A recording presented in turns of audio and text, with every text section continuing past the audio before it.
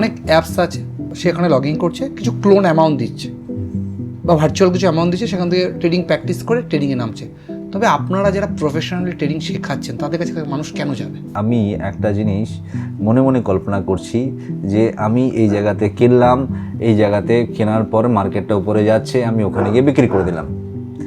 সেটা ভাবনাটা একরকম, কিন্তু যখনই সেখানে আপনার নিজের হার্ড অ্যান্ড মানি প্রবেশ করে যাবে, পুরো সাইকোলজিক্যাল এন্টিটি বদলে যাবে।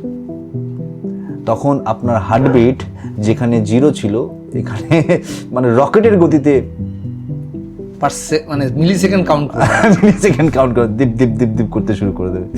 সো রিয়েল অর্থ দিয়ে ট্রেডিং করা আর একটা ভার্চুয়াল অ্যামাউন্ট নিয়ে ট্রেডিং করা, দুটোর মধ্যে আকাশ পাতাল ডিফারেন্স রয়েছে। সো এটা একদমই ফালতু হয়ে মানে নিজের সময় নষ্ট করা যে আমি একটা ভার্চুয়াল মানি দিয়ে ট্রেডিং করছি, ট্রেডিং করে আমি ট্রেডিং শিখি। আরে না, এত সহজ নয় এই জগৎটা।